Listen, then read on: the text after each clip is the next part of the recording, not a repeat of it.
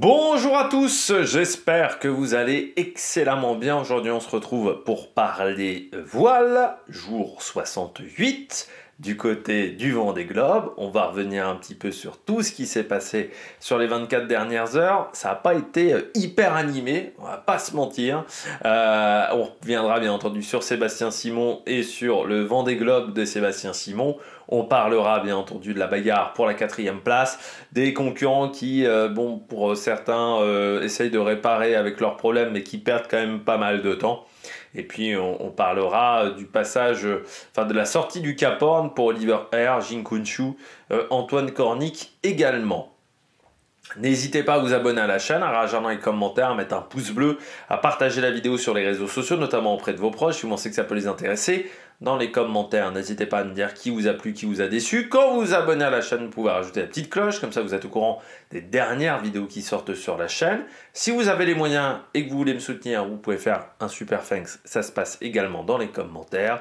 Et puis, plus vous cliquez rapidement sur les notifications, sur les miniatures, et bien plus ça permet de mettre en avant les vidéos sur la plateforme et donc potentiellement d'aider également la chaîne à grandir. On commence avec bien entendu l'arrivée des Sébastien Simon. Alors Sébastien Simon qui est arrivé hier soir entre minuit et 1h du matin. Voilà, il a plutôt bien manœuvré sur la fin, hein. C'est vrai qu'il a pas mal cravaché. On sent que jusqu'au bout, il a cravaché, il a été chercher les 1000. Son objectif, c'était de faire le meilleur temps possible jusqu'au bout du côté de Sébastien Simon. Et puis donc ce matin, il a passé le chenal et puis il a retrouvé ses deux compères qui étaient déjà arrivés, Charlie Dalin et Johan Richomme. Moi, j'ai été impressionné sur ce Vendée. C'est vrai par Sébastien Simon, c'est cette capacité à pas s'écrouler malgré le fait qu'il ait perdu un foil. C'est-à-dire que moi, quand je l'ai vu perdre un foil, on connaît l'histoire de Sébastien Simon sur les différentes courses et notamment sur son précédent Vendée Globe où pendant 3 ans, 4 ans, il n'a pas arrêté de casser des foils. Et je me suis dit, oulala, ça se reproduit encore, une casse de foil. Est-ce qu'il ne va pas rentrer vraiment dans une dynamique négative, surtout qu'assez vite, vous avez Johan Richomme qui le dépasse. Et là, je me suis dit, ouf. Bon, il a de la chance pour le moment, c'est que derrière ils n'ont pas beaucoup de vent, mais il va pas falloir s'écrouler. Et c'est vrai qu'il a réussi, je pense, à garder cette 3e place, l'entrée dans le Pacifique où il arrive à tenir la cadence des deux autres. Et ensuite, derrière l'entrée de Pacifique du groupe de Thomas Ruyant qui a aussi été catastrophique, il a eu un peu de chance dans cette situation-là, mais les moyennes qu'il a effectuées les derniers jours avec un bateau qui n'était donc pas dans un bon état, avec un foil en moins, avec un moteur qui ne marchait plus, waouh!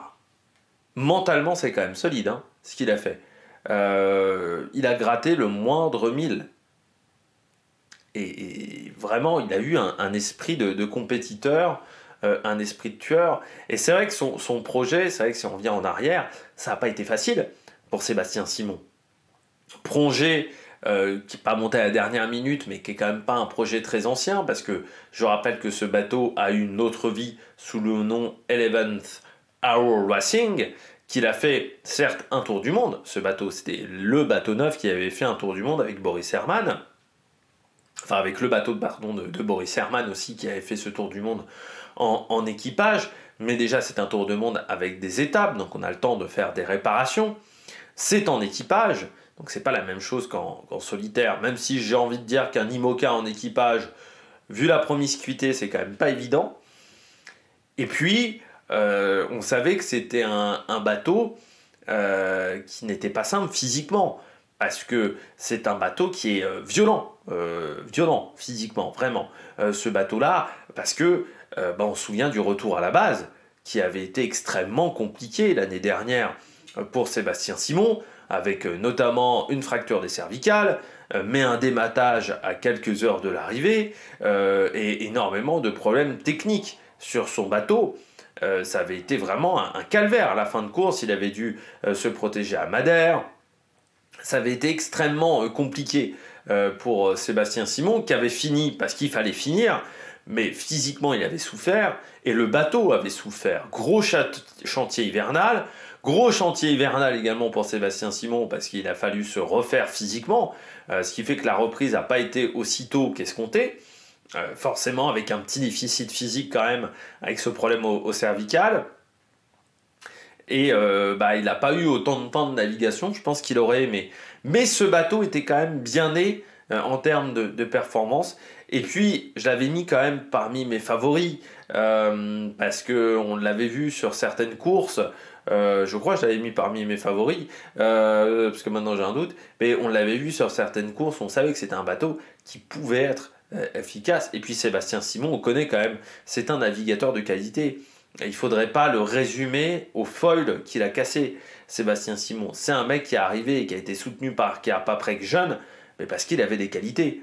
Et il avait des qualités en course et qu'il les avait démontrées, ses qualités en course.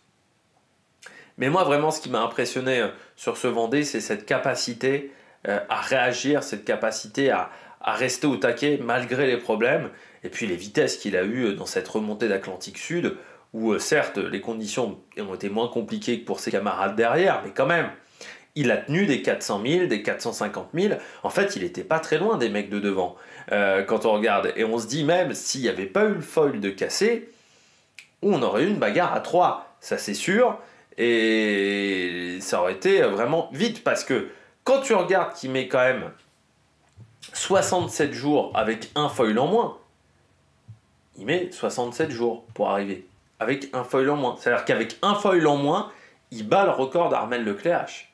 Quand même, il explose encore le record d'Armel Lecléache. Avec un foil en moins, c'est quand même hyper impressionnant. Et je ne suis pas le seul à le dire que c'est impressionnant. Vous voyez le regard à l'arrivée de Charlie Dalin et les discussions. Je ne sais pas si vous avez regardé le direct ce matin. Moi, je l'ai regardé en replay, mais je vous invite à le regarder sur YouTube. C'est le direct de son arrivée. Et notamment, son arrivée au ponton, pardon, je vais y arriver, de Sébastien Simon. Et vous allez voir le regard qu'ont Richomme et surtout Charlie Dalin, et le regard admiratif qu'a Charlie Dalin quand il voit l'état du bateau et quand il lui explique un petit peu les problèmes qu'il a eu, parce que Charlie Dalin a navigué sur ce bateau lors de la Ocean Race. Il avait fait une étape, donc il connaissait le bateau. Et il savait que c'était un bateau qui n'était pas évident pour un mec en solitaire, et que c'était un bateau qui était dur. Et regardez le regard de Charlie Dalin, il est assez émerveillé par la performance qu'a réalisé Sébastien Simon. Donc voilà, bravo Sébastien Simon. Et puis Groupe Dubreuil qui repart, là aussi bravo à Groupe Dubreuil, à la confiance d'un sponsor de repartir sur un nouveau projet pour dans 4 ans. Et puis il est hyper motivé Sébastien Simon, parce que on a souvent, enfin ça fait depuis des années qu'on voit les arrivées du Vendée Globe. J'ai rarement vu un mec qui parle autant de l'édition 2028 dans son discours sur le ponton. C'est-à-dire, regardez quand même son discours, il ne parle quasiment que de 2028. C'est-à-dire qu'il est déjà, il se projette déjà, il est déjà focus là-dessus. Et je me dis qu'en 2028, lui, il va être très dangereux. Il va être très très dangereux. Et ses adversaires devront faire attention, parce qu'il est remonté comme un coucou, Sébastien Simon. Mais ouais, vu le nombre de problèmes qu'il a eu, c'est assez impressionnant. Et oui, donc il n'avait pas de moteur. Il avait parlé de ces problèmes-là de moteur en Atlantique Sud, sur la remontée aussi au tout début au niveau du poteau noir, en fin de course où il en avait parlé aussi, Sébastien Simon. Et là, il en a reparlé, il n'avait plus de moteur. Donc ça faisait depuis quelques moments qu'il ne rechargeait plus que par les hydrogénérateurs, par les panneaux solaires. Donc ouais, les dernières heures ont été compliquées. Il disait même, les 2 dernières nuits ont été compliquées parce qu'il faisait très froid aussi en mer.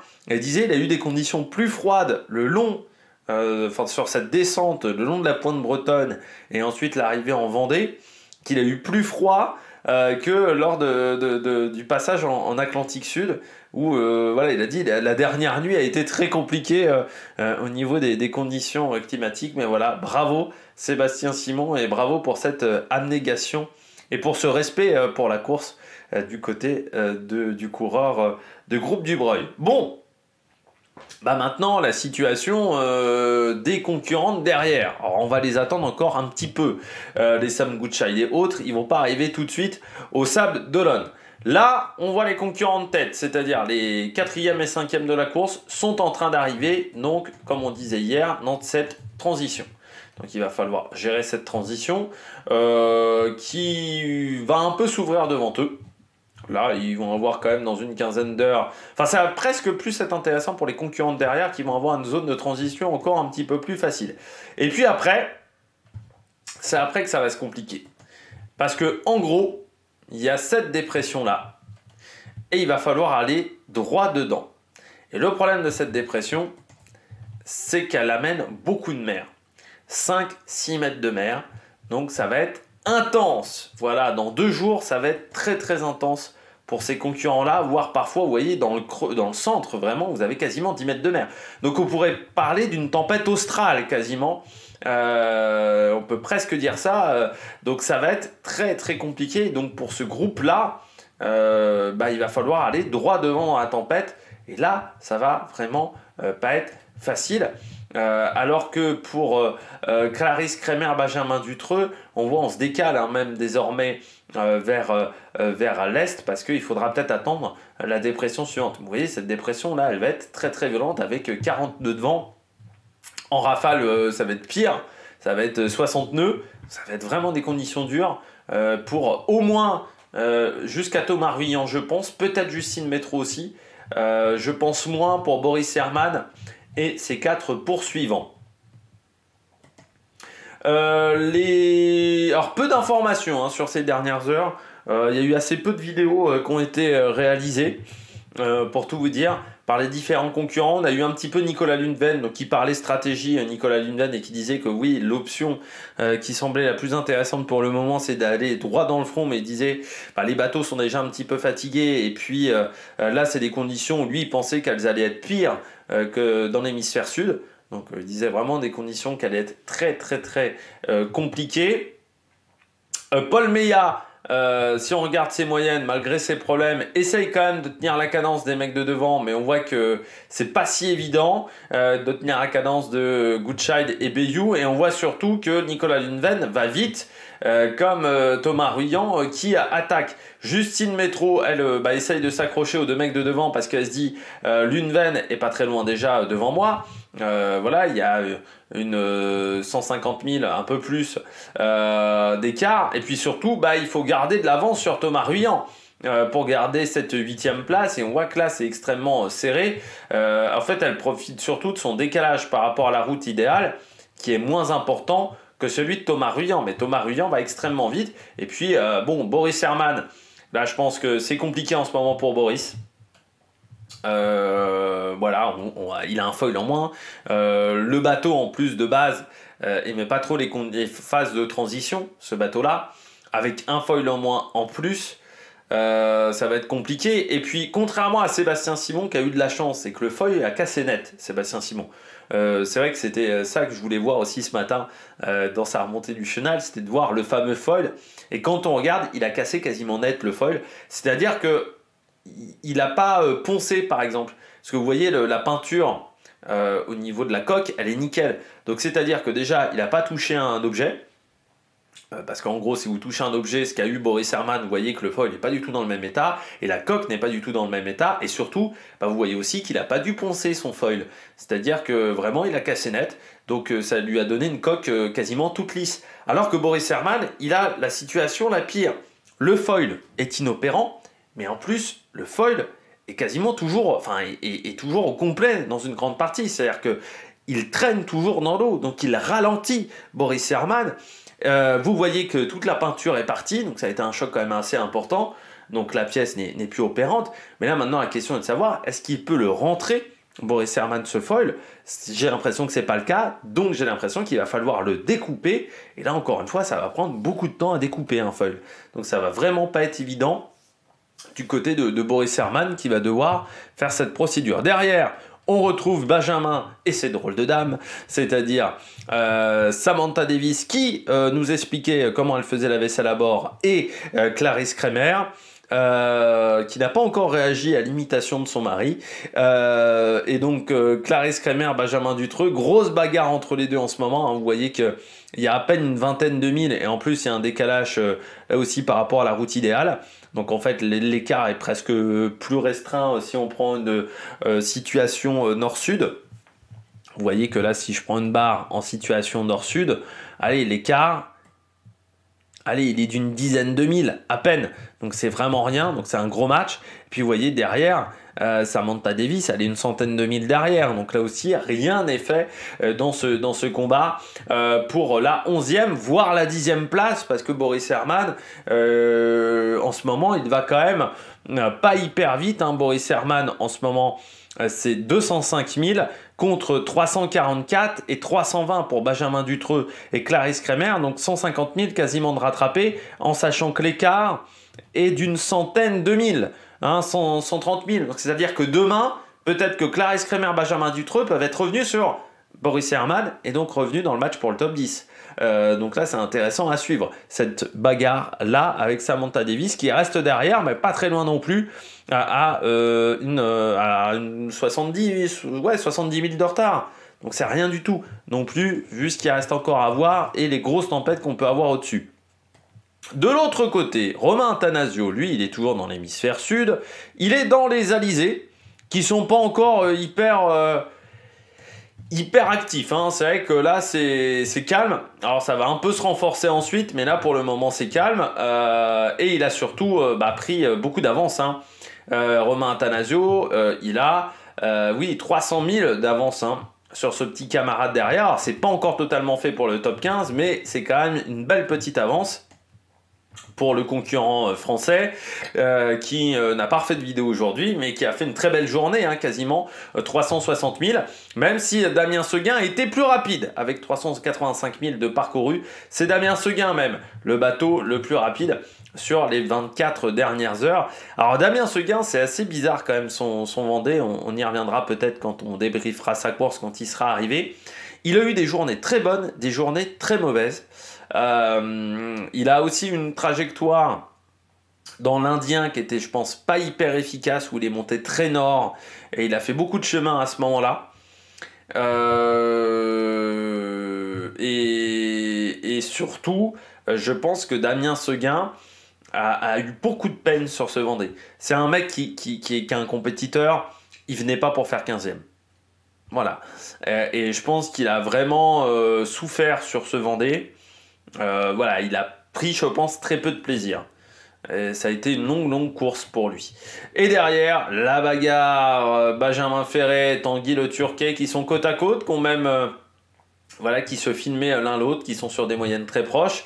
Ils vont un peu moins vite que Giancarlo Pedote et qu'Isabelle Yoshke, mais ça reste dans le match, hein, toujours également pour le top 15, également pour les deux, et surtout ils prennent de l'avance par rapport à Jean Le Cam. Bon, cette bagarre des premiers bateaux à dérive droite, parce que Jean Le Cam a connu des mésaventures. Alors Tanguy Le Turquet, regardez sa vidéo d'imitation de Clarisse Kremer, il se fout bien de la gueule de sa femme. Voilà, Tanguy Le Turquet, notamment sur les pamplemousses, sur sa passion pour les pamplemousses. Clarisse Kremer, regardez la vidéo, c'est assez drôle. Et puis, donc on retrouve Jean Le Cam qui a fait une vidéo pour expliquer ce qui s'est passé. Alors on va déjà revenir sur Conrad Coleman qui est passé devant le Jean Le Cam, hein. Conrad Coleman, donc il est désormais 3e des rives droites, Conrad Coleman, et qui continue d'avancer, qui s'accroche là-dedans. Là, c'est vraiment important pour lui, c'est de cravacher, parce qu'il faut qu'il reste dans ce vent-là. Sauf que vous voyez que ça se décale pas forcément idéalement et que ça va un peu ralentir un moment, mais lui, il faut qu'il reste vraiment dans cette zone-là le plus possible pour tenter de se rapprocher. Vous voyez, quand je vous disais que les alizés d'Atlantique Sud sont pas à top, c'est qu'eux, ils vont encore avoir des phases de transition à gérer, hein. Donc voilà, ça va être encore compliqué. Alors que Romain Attanasio, je pense, va continuer à s'échapper. On verra, mais si Romain Attanasio il prend plus de 400 000 d'avance, c'est-à-dire qu'il arrive encore à prendre 100 000, 150 000 d'avance, ça sera impossible d'aller le chercher, hein, Romain Attanasio, à part gros problème technique. Donc derrière Conrad Coleman, et donc Alan Roura, qui s'est empêtré comme à l'aller, hein, l'Atlantique, ça n'a vraiment pas été pour lui du côté d'Alan Roura. Il s'est vraiment empêtré dans des schémas météo qui n'étaient pas les bons sur Hublot. Autant il a fait un bon Pacifique, autant là, l'Atlantique, ça a été très compliqué pour lui. Donc, vous voyez Jean Le Cam en grande difficulté en ce moment, déjà dans du vent extrêmement faible. Il a dû réparer, bon, ils le disent, hein, il a pu la performance qu'avait le bateau à l'aller. Ça très clairement, parce que ces réparations vont vraiment le ralentir en termes de performance. Et on sentait qu'il était pas très content dans sa vidéo, hein. Il faisait la vidéo parce qu'on lui avait demandé de faire une vidéo, mais c'était pas vraiment la joie de vivre du côté de Jean Le Cam. Thomas Ruyant aussi disait qu'il a fait le deuil de sa course. Voilà, parce que il venait pas pour faire 9ème, hein, Thomas Ruyant, il venait pour la gagne. Vu qu'il n'était pas passé loin de la gagne il y a 4 ans avec ce foil qui lui avait cassé, et il venait pour la gagne, et que lui aussi il prend pas beaucoup de plaisir dans ce Vendée Globe, et qu'il essaye de faire le deuil de sa course. Là Jean Le Cam c'est compliqué, et puis on voit Guirec Soudé qui revient aussi un peu sur ce petit groupe là, parce qu'il va pas mal là en ce moment. Guirec Soudé 23ème en ce moment. Et puis derrière, on est au large de l'Argentine pour le groupe de Sébastien Marcet. Sébastien Marcet qui disait, bon, alors il y a une personne qui va gérer sa nourriture, son alimentation. Il faut savoir que les marins passent par des nutritionnistes, et puis ensuite il y a une équipe, normalement, il y a une personne dans leur équipe technique qui va s'occuper de gérer l'avitaillement. C'est comme ça que ça s'appelle, c'est-à-dire la nourriture qui va être embarquée sur les bateaux, donc l'avitaillement. L'avitaillement, il se compose de plein d'éléments. Donc déjà, il y a une réflexion en amont qui est faite sur combien de kilocalories un skipper va dépenser. Sébastien Marcet ne dépense pas le même nombre de kilocalories que Violette d'Orange, pour une raison extrêmement simple, c'est qu'il y a une différence physique entre les deux, Violette d'Orange, et c'est pas un grand gabarit, par exemple. Je pense qu'Isabelle Yoshke également est pas un très grand gabarit. Donc c'est vrai que par rapport à des Antoine Cornic ou d'autres, peut-être qu'elle dépense moins de calories.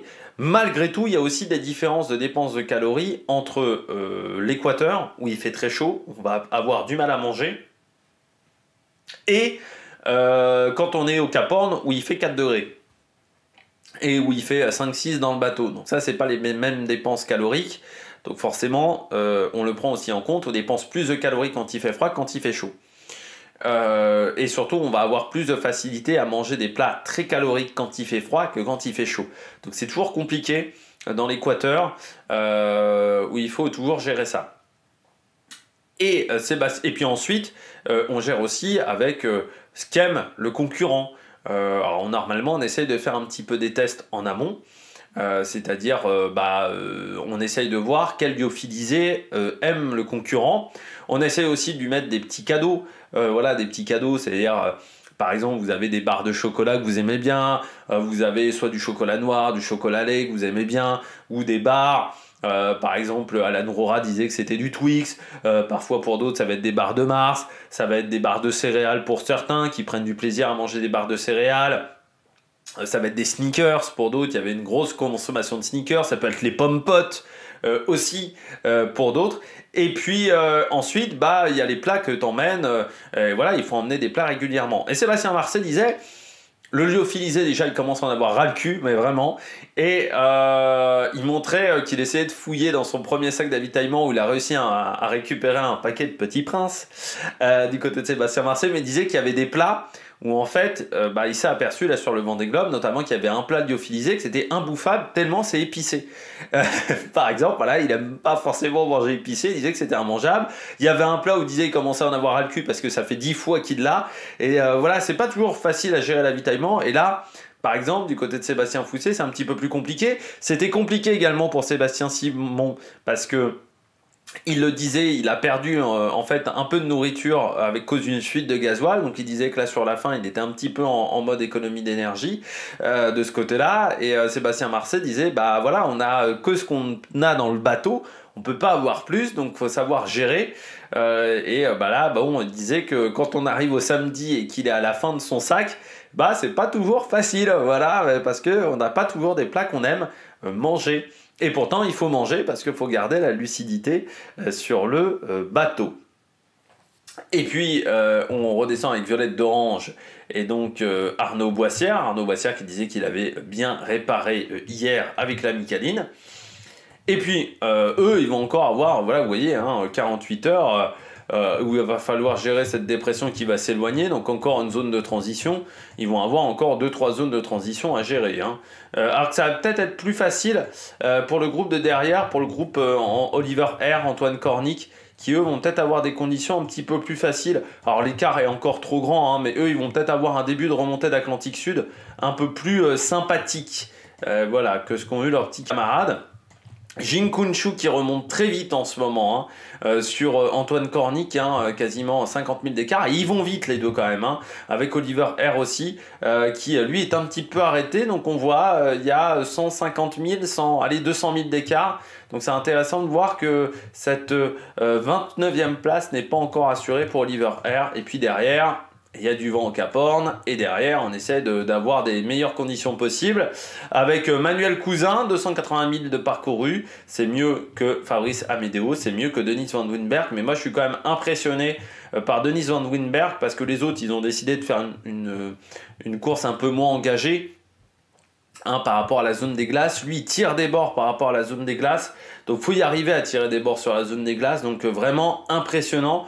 Voilà, il reste vraiment sur une course engagée, Dennis Van Winberg, donc bravo aux concurrents belges qui étaient très émus, rien que de parler du Cap Horn. Donc je pense que quand il va passer le Cap Horn, il y aura une émotion très importante pour le Belge, parce qu'il sait, lui c'est le rêve d'une vie quasiment, Dennis Van Winberg, donc ça va être intéressant de le suivre voilà, dans sa suite de sa course, voilà, aux concurrents belges. Bon, on regarde les statistiques sur les 24 dernières heures. Donc comme je le disais, c'est Damien Seguin qui a fait le plus de 1000 devant Jin Kunshu et Romain Attanasio. Antoine Cornic est 4e devant Clarisse Kremer. Clarisse Kremer qui a fait donc plus de 1000 que Nicolas Luneval, mais également que Benjamin Dutreux. 40 km, même 50 km quasiment de mieux que Benjamin Dutreux. Sam Goodchild est 8e devant Thomas Ruyant 9e et Justine Métro 10e. Donc c'est-à-dire que Thomas Ruyant a fait 25 km de plus que Justine Métro et que Nicolas Luneval, eh bien, il a fait une vingtaine de kilomètres de plus que Sam Goodchild, un peu moins. Ouais, une quinzaine plutôt de kilomètres de plus que Sam Goodchild. Du côté de la distance de Dennis Van Winberg à l'arrivée, il lui reste encore 15 400 km à peu près à parcourir. Pour le moment, pour le concurrent belge. Et puis, les estimations d'arrivée désormais. Sam Goodchild à Boris Herman entre le 23 et le 24, mais ça pourrait se décaler pour Boris Herman. Benjamin Dutreux à Samantha Davis entre le 26 et le 27. Romain Attanasio vers le 31 janvier. Entre le 3 et le 5 février pour Conrad Coleman jusqu'à Damien Seguin. De Guirec Souda à Violette d'Orange entre le 6 et le 8 février. À partir du 13 février pour Oliver R jusqu'à Jin Kunshu. Et entre le 24 et le 26 pour Fabrice Amédéo à Dennis Van Winberg. Donc gros décalage hein, par exemple, parce que Dennis Van Winberg, on nous disait vers le 2 mars. Et désormais, ce chiffre a bien diminué pour Dennis Van Winberg, le concurrent belge. Eh bien, j'espère que vous avez aimé cette vidéo. Si vous avez aimé cette vidéo, n'hésitez pas à vous abonner à la chaîne, à réagir dans les commentaires, à mettre un pouce bleu. Et puis nous, on se retrouve pour de nouvelles aventures sur Amérique Production. Ciao, ciao!